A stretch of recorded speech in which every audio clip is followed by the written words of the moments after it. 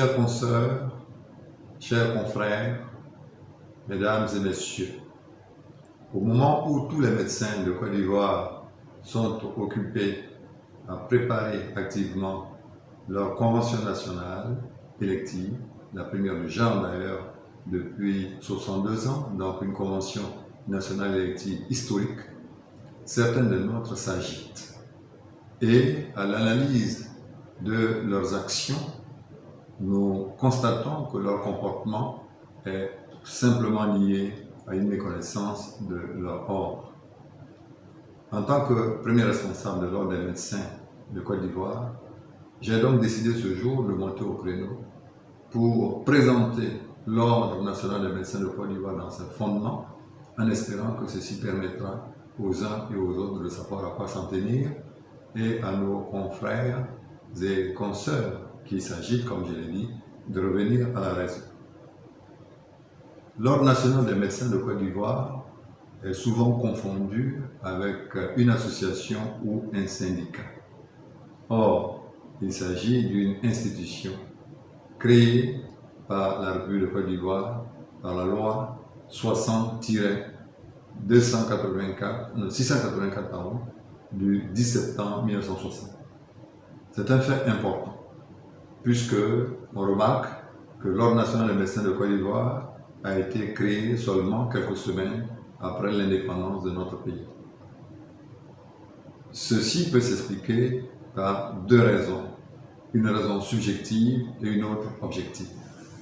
La première raison, c'est que le tout premier magistrat de notre pays, le président Félix Houphouët-Boigny, ainsi que son tout premier ministre de la Santé, le docteur Amadou Koné, étaient tous deux médecins. Mais la deuxième raison, beaucoup plus objective certainement, c'est que ces hautes personnalités ayant vécu en France ont compris que la régulation d'un secteur tel que celui de la santé, un secteur primordial, était consubstantiel du bon fonctionnement d'une république moderne. Nous allons, pour présenter l'Ordre national des médecins de Côte d'Ivoire, aborder 4 points rapidement. Le premier point, c'est l'organisation de l'Ordre national des médecins de Côte d'Ivoire. Le deuxième point, ce sont ses missions. Le troisième, c'est d'aborder quelques aspects de son activité normative. Et le quatrième point, enfin, c'est d'évoquer les problèmes particuliers de l'indépendance de l'ordre et des frondes qu'il subit en ce moment. Alors, s'agissant d'abord de l'organisation de l'Ordre national des médecins de Côte d'Ivoire, il faut rappeler que la loi 2021-555 du 27 septembre 2021, donc votée récemment pour abroger la vieille loi de 1960, précise l'organisation et le fonctionnement de l'ordre. Et en son article 3, cette nouvelle loi définit les organes de l'ordre des médecins. Il s'agit d'une part du Conseil national et d'autre part des conseils généraux. L'article 4 de la même loi précise que le Conseil national et le Conseil régional comprennent chacun un bureau composé de façon paritaire de médecins issus du secteur public et de médecins issus du secteur privé. Quant aux articles 5, 8 et 9, ils ajoutent que le bureau du Conseil national est composé de 20 membres élus lors d'une convention nationale élective pour une durée de 6 ans et que ce bureau est renouvelable de moitié tous les 3 ans.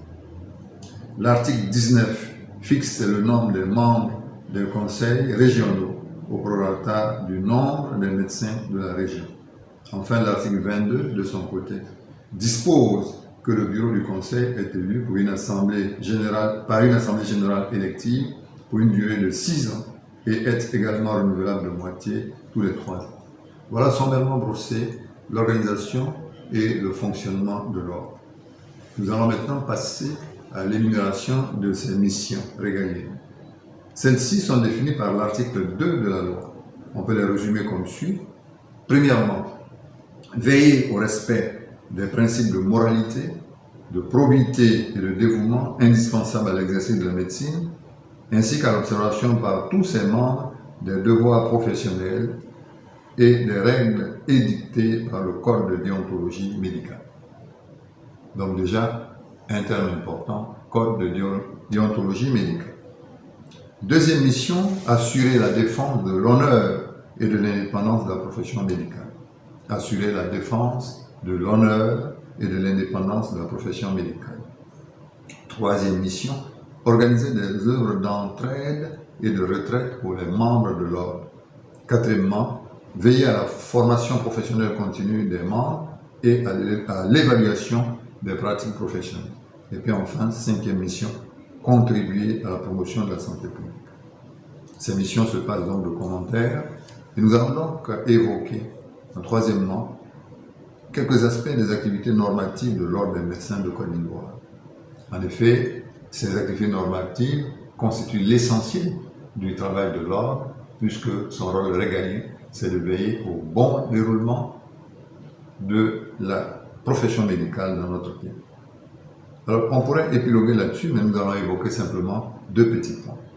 Le premier point, c'est l'inscription au tableau de l'Ordre, c'est-à-dire ce tableau qui est publié chaque année en janvier par l'Ordre national des médecins de Côte d'Ivoire et qui regroupe tous les médecins inscrits à l'Ordre et à jour de leur cotisation, qui devraient en principe être les seuls à pratiquer la médecine légalement en Côte d'Ivoire.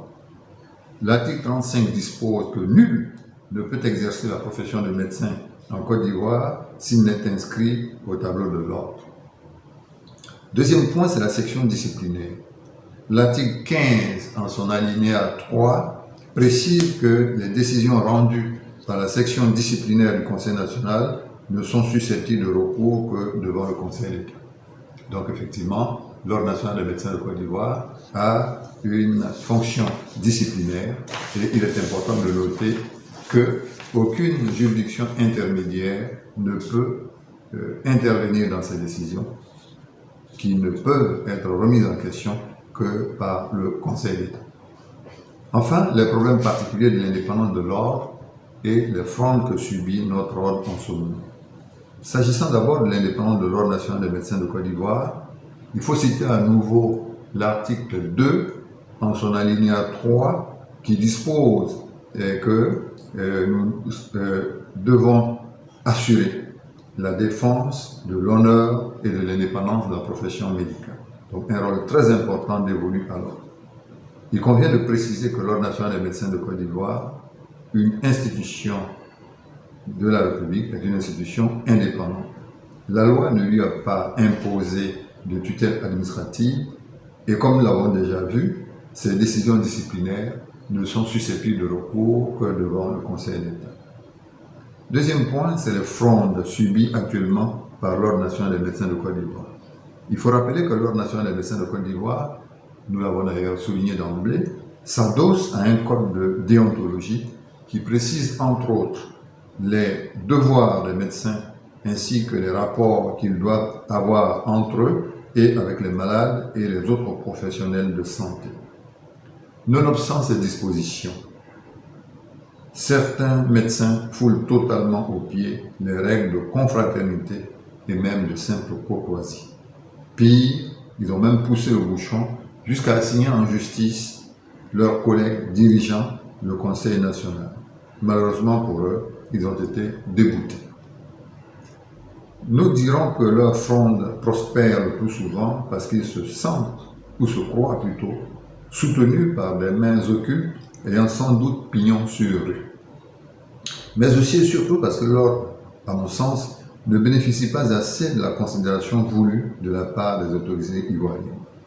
Faut-il rappeler que l'ordre est une institution instaurée par une loi de la République de Côte d'Ivoire, qui n'est ni une association, ni un syndicat, qui se constitue librement et fonctionne parfois sur la base d'un récépissé de déclaration délivrée par le ministère de l'Intérieur. Peut-on alors admettre qu'une telle institution soit traînée impunément dans la boue?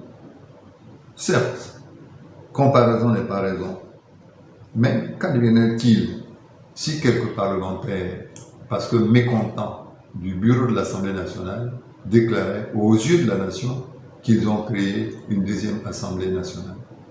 Ne serait-ce pas là un acte grave de sédition qui serait sévèrement puni par la loi? Chers consoeurs, chers confrères, je vous invite à méditer toutes ces paroles et surtout à essayer à votre niveau de répondre à la question que j'ai posée. Mais il est évident que la réponse est non. Alors, j'invite tous nos confrères et toutes nos consoeurs qui s'agitent à revenir à la raison dans l'intérêt supérieur de notre ordre et pour ne pas salir davantage, ternir davantage l'image de notre profession. Je vous remercie.